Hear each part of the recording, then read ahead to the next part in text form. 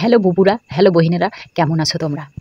আজকে আসলে আমি ভিডিওর টপিকটা কি দিব আমি এটা কিন্তু খুঁজে পাচ্ছি না। এরপরও ভাবতেছি টপিক না পেলেও তো আমাকে রান্নার ভিডিওটা কমপ্লিট করতেই হবে। তোমাদের সাথে তো আমাকে ভিডিওটা শেয়ার করতেই হবে। এজন্য অল্প একটু মাংস নিয়েছিলাম। এটা হচ্ছে ছাগলের মাংস। এরপর ৪ টুকরা মাংসকে করেছি প্রায় অনেকটাই করে নিয়েছি, কেটে নিয়েছি ছোট, ছোট করে।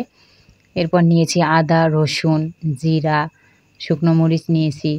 আর সাথে একটু টেস্টির জন্য কালো জিরা দিয়ে দিয়েছিলাম। কালো জিরা আর এই মশলাগুলো একসাথে এখন বেটে নিচ্ছি। বেটে নিয়েছি, একটু চিকন করে বেটেছি। কিন্তু এই যে হামানদস্তার ভিতরে দিয়েছি, এমন একটা হামানদস্তা, এটা খুব একটা চিকন হয় না। তবুও কষ্ট করে বেটে নিয়েছি, সমস্যা নেই। শিলপাটা আছে, তবুও আমরা ওইটাতেই বাটি। আর হচ্ছে পেঁয়াজ দিয়ে দিলাম। আর যেহেতু আলু দিব, অল্প একটু গোস্তে এখন ১ কেজি আলু মেরে দিলাম, কি আর করার, বাসাতে সবাই মিলেই খাবো। ১ কেজি আলুকে সুন্দর করে কেটে নিলাম। কেটে নিয়ে পানিতে ধুয়ে নিচ্ছি। একটু ভিডিওটা ভালো করার জন্য এডিট মিনিট ভালো করে করার চেষ্টা করলাম, তবুও বলতে পারতেছি না কেমন হবে। এই যে ভিডিও করতে করতে আলুগুলো কোন দিক দিয়ে যে ছুটে পড়ে যাচ্ছে এটা বুঝতেও পারতেছি না। ওই আলু পড়ে যাচ্ছে, ওইটাকেও তুলে ধুয়ে আবার দিয়ে দিয়েছি। আর প্রেশার কুকারটা একটু মশলা ভেতরে লাগানো। এটা হচ্ছে বুট রান্না করেছিলাম, তো এই জন্য আর প্রেশার কুকারটা ধুয়ে নিই নাই। বুট রান্নার প্রেশার কুকারেই তরকারিটা আমি চড়িয়ে দিচ্ছি। আপনারা কেউ মনে কিছু করবেন না। এরপরে আমি পরিমাণ মতো তেলটা দিয়ে হাতে একটা দিলাম মাখনি। হাতের মাখনিটা দিতে এত সুন্দর একটা সুঘ্রাণ বের হয় যখন মশলার, খুবই সুন্দর একটা সুঘ্রাণ। আমাকে খুব ভালো লাগে। আপনাদের কেমন লাগে একটু জানাবেন এই সুঘ্রাণটা। হাতে মাখানো একটা যে গন্ধটা লাগে।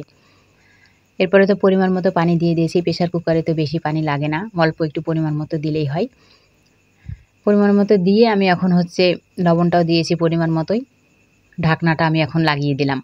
অনেকেই আবার প্রেশার কুকারে ঢাকনা লাগাতে পারে না। যারা শিক্ষিত অনেকেও পারে না, কিন্তু এরপরে শিখে নেন ঢাকনা লাগানোটা।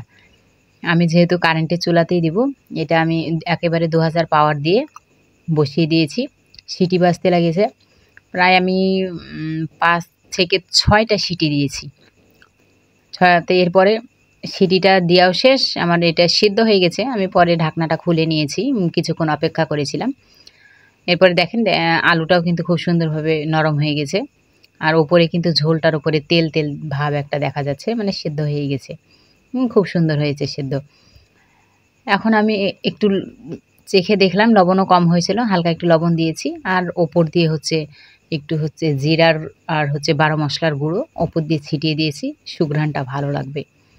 এখন খাওয়ার পালা, টেস্টি কেমন হয়। খেতে বসলাম। একটা করে মাংস নিচ্ছি, ছোট ছোট টুকরোগুলো। আর আলু নিচ্ছি, বেশি আলুই। আর একটু ঝোল মেখে খেতে খেতে বিদায় নিচ্ছি।